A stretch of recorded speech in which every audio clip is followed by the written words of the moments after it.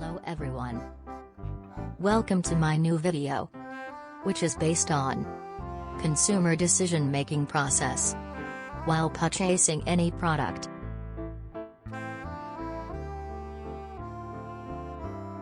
So, firstly, we talk about what is consumer decision-making. The consumer decision process starts with the recognition of need.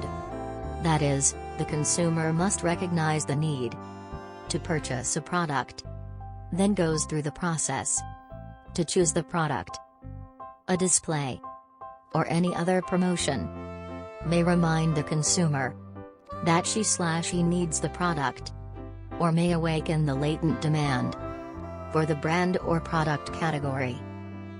Consumers' decisions are the results of their lifestyle, which in turn is influenced by the marketing activities.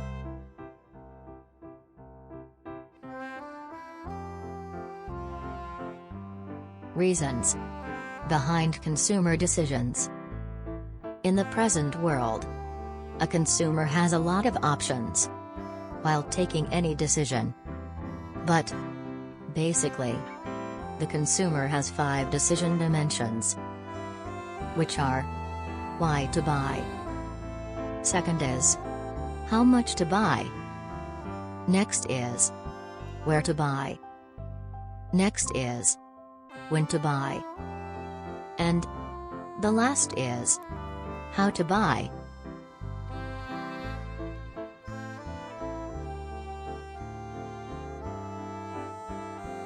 The buying process begins when customers recognize an unsatisfied need. Then they seek information about how to satisfy the need, what products might be useful, and how they can be bought. Customers evaluate the various alternative sources of merchandise, such as stores, catalogs, and the internet, and choose a store or an internet site to visit, or a catalog to review.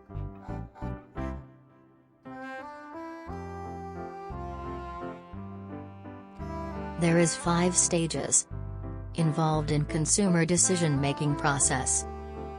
The process has 5 stages, which are problem recognition, information search, alternatives evaluation, purchase decision, and post-purchase evaluation. Now, we talk about these 5 stages in detail. So come to the next slide.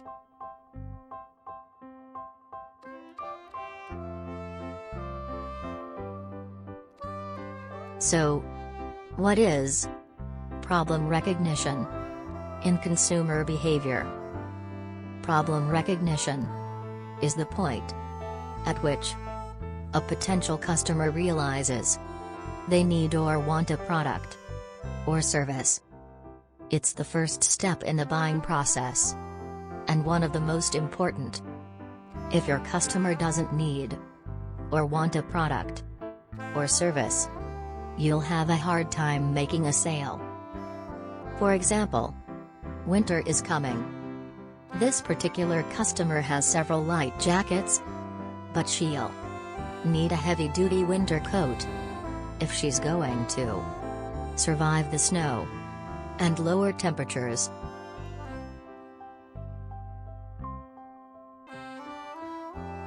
Now, what is information search? Information search is a stage of the decision-making process in which consumers actively collect and utilize information from internal or external sources to make better purchase decisions. For example, the customer searches women's winter coats on Google to see what options are out there. When she sees someone with a cute coat, she asks them where they bought it and what they think of that brand. What is alternatives evaluation? The stage in the buying decision process in which the buyer uses information gathered to make a final choice between the products in the evoked set. For example, the customer compares a few brands that she likes. She knows that she wants a brightly colored coat that will complement the rest of her wardrobe. And though she would rather spend less money, she also wants to find a coat made from sustainable materials. To understand deeply, we will understand it by some other perspective in next slide. In this, we use a diagram to work through the perspective of the customer, to compare and contrast your product with a competitor's product.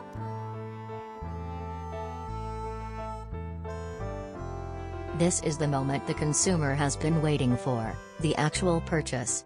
Once they have gathered all the facts including feedback from previous customers, the consumer should arrive at a logical conclusion on the product to purchase. For example, the customer finds a pink winter coat that's on sale for 20% off. After confirming that the brand uses sustainable materials and asking friends for the feedback, she orders the coat online.